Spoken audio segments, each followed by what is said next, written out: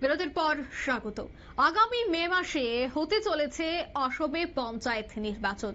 তবে এবার পঞ্চায়েত নির্বাচনের আগে প্রথম ধাপে কি করতে হবে সেই বিষয়টা নিয়ে কিন্তু এবার বিজ্ঞপ্তি জারি। বিশেষ করে প্রথম ধাপে নির্বাচন হবে জানা গেছে 2 মে, 7ই মে হবে দ্বিতীয় ধাপের নির্বাচন, গণনা হবে 11ই মে। আজ 3রা এপ্রিল, আজ থেকে মনোনয়ন জমা দেওয়ার কাজ শুরু হয়েছে, চলবে 11 এপ্রিল পর্যন্ত।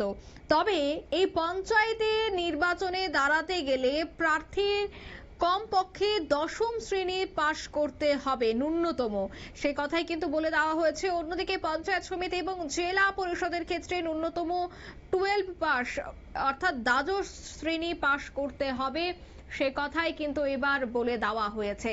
বিস্তারিত জানবো সেই বিষয়ে টেলিফোন লাইনে যুক্ত হয়ে গেছে প্রতিনিধি রাজীব দত্ত। রাজীব, ঠিক কি জানতে পারছো?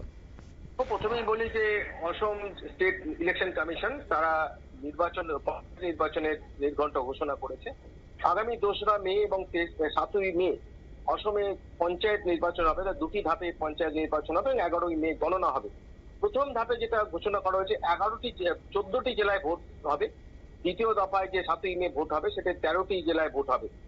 এবং যেটা বলা হচ্ছে যে প্রায় 1,80,00,000 মানুষ এবার ভোট দেবেন এবং প্রায় 2192টি গ্রাম পঞ্চায়েত এবং 181টি পঞ্চায়েত সমিতি এবং 397 জন জেলা পরিষদের মেম্বারকে কিন্তু নির্বাচিত করা হবে এই ভোটের মাধ্যমে।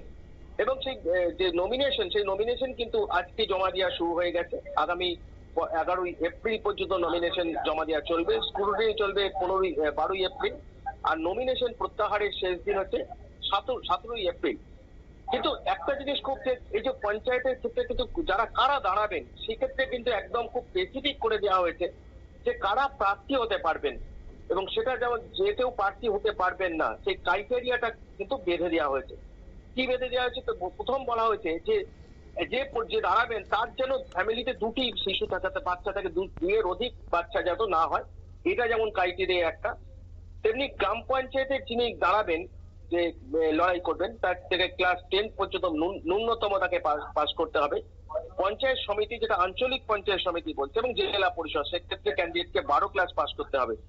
এবং তার সঙ্গে আরেকটি অতিরিক্ত বাধ্যতামূলক কিন্তু যেটা বলা হয়েছে যে প্রার্থীদের 21 বছর যেমন বয়স হতে হবে তেমনি বাড়িতে শৌচালয় থাকতে হবে। অর্থাৎ যারা প্রার্থী হবেন তাদের বাড়িতে কিন্তু প্রত্যেকের শৌচালয় থাকতে হবে এবং সেই বিষয়টা প্রমাণ সহকারে মনোনয়ন পত্র জমা দেওয়ার সময় জমা দিতে হবে। বাড়িতে শৌচালয় ইনভেস্টিগেশন হবে সন্দেহ হলে, তো সেই বিষয়টা কিন্তু করা হচ্ছে।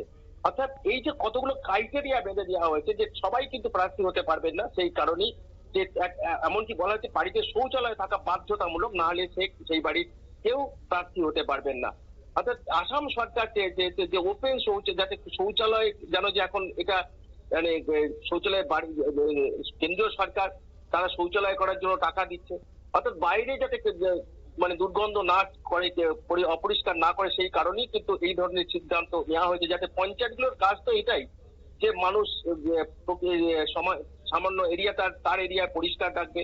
অর্থাৎ সেটা পঞ্চায়েত মেম্বার যদি না বাড়িতে না থাকে, তার যদি এই অনুভব না থাকে, তাহলে কি করে হবে? সেই কারণে এটা রাখা হয়েছে। এমনি 2টি বাচ্চা, যে অসম সরকার খুব, যে 2টির বেশি বাচ্চা হলে কিন্তু সে কখনো প্রার্থী হতে পারবেন না।